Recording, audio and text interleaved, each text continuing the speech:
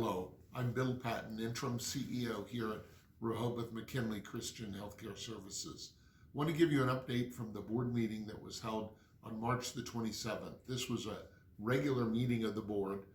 After being called to order by Chairperson Genevieve Robrin, the board received an educational presentation on cybersecurity in general, and more recently, the hack that happened at one of the big insurance clearinghouse companies, how it is affecting healthcare organizations and our ability to process payments through our insurance companies. Fortunately, Rehoboth hasn't been significantly impacted by that, but it was important information for the board to understand the overall environment. And in this world where everything is so interconnected electronically, how a hiccup in the eastern part of the country can affect us clear here in the West. That was followed by a presentation by Dr. Constance Liu. Dr. Liu is an OBGYN at GIMC, and she happens to be married to our Dr. Hoover. Dr. Liu is chairperson of the McKinley Regional Health Advocacy Committee. This is a group of citizens that are working to provide better access, better input. And their question for the board was, how can they work together to help the board have a better contact with the community? Specific projects that were discussed were involvement in our next community health needs assessment process, as well as conversations with our medical staff as we begin to develop a rudimentary medical staff needs assessment. We also had conversations about whether this group could help provide connections to the Navajo community as well. The board received reports from the Quality Committee, the Finance Committee, the Medical Executive Committee, and the Credentials Committee. These are all committees that do active work in between board meetings, and it's important that their work be reported up to, approved by, and in some circumstances, just accepted by the board. On medical staff related topics, the board, in my report, was updated on our efforts to improve our process for tracking and reporting physician incentive calculations. In the past, this process has been very undefined.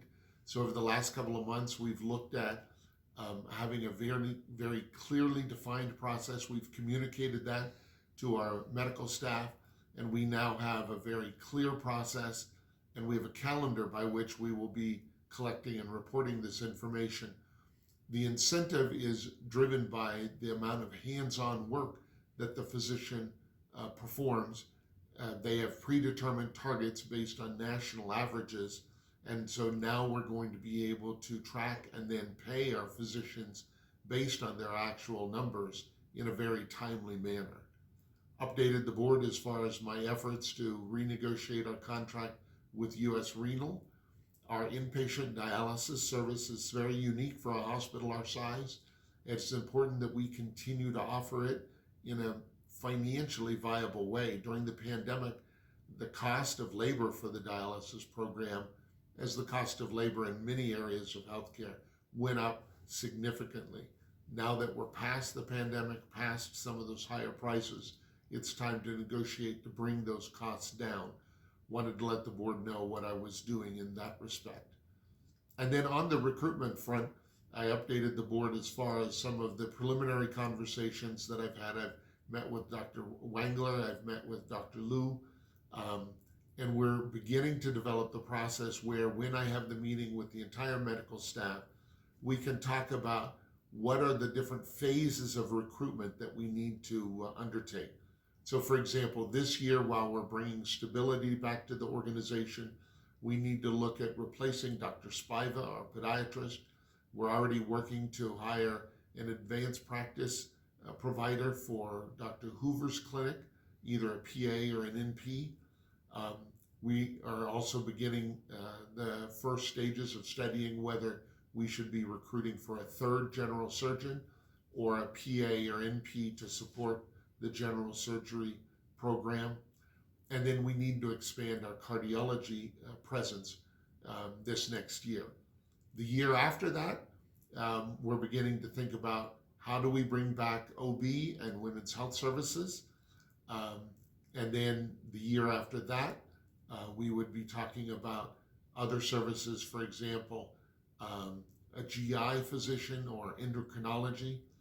Also, as part of the bringing OB back, we would need to enhance our pediatric coverage so that we would be able to have a consistent pediatric inpatient coverage. On the finance front, I updated the board as far as some of our efforts to enhance our critical access billing functions. Monica and her team have been working hard.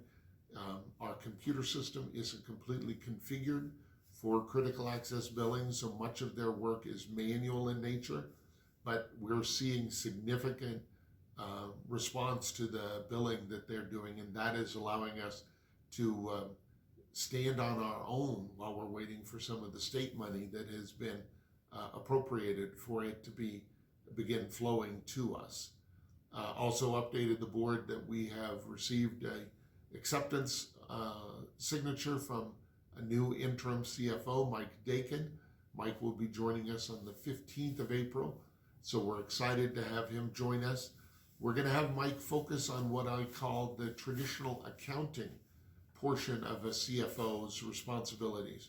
Revenue cycle is something that I'll be overseeing, and operations is also something that I'll be taking care of, so that Mike can focus on getting caught up on our financial statements, our audited financial statements, our 990 reports, our 2024 budget, all of those sorts of things that fall under traditional accounting. I mentioned that we're seeing improved results as far as critical access billing. We're also seeing overall improvement in our accounts payable. Due to the support that we received from the city and the county, we were able to make payments on some of our outstanding bills, and we've been able to reduce our accounts payable to the tune of millions of dollars. I don't want to quote a hard number until I have financial statements, but we have been able to reduce the accounts payable by more than the $4 million that we've received from the city and the county. It's clear we're not out of the woods yet, but as I joke to my employees, I can show you a path that will get us out of the woods. And a lot of that is due to the money that we anticipate receiving from the state due to the efforts of our local and state politicians. I updated the board on our efforts to negotiate a new biomed contract as part of the cost-saving efforts that were done last year. Biomed services were pretty much eliminated. We can't not have biomed services for any length of time, so we've received a couple of different proposals. We're evaluating them, and I got approval from the board to move forward with whichever contract makes the most sense, a combination of the value, the coverage, and the cost. I was happy to report to the board that our new chemistry analyzers have arrived. One of them is being installed. We're using one of the old ones until we get the first new one installed, but we're very excited to have this state-of-the-art technology available. It's going to allow us to expand the test menu that we can offer in-house, as well as improve the turnaround time. Very excited about that addition. Also, updated the board on preliminary efforts to start a volunteer chaplaincy program.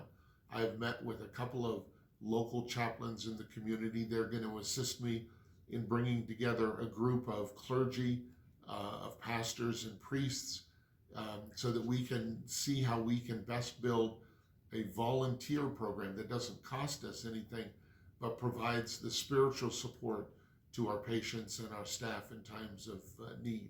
So excited to move that one forward. Look forward to working with those in the faith community to make that project happen. The board also received a report from Rebecca Martell, our Senior Human Resources Officer, regarding topics within our human resources area.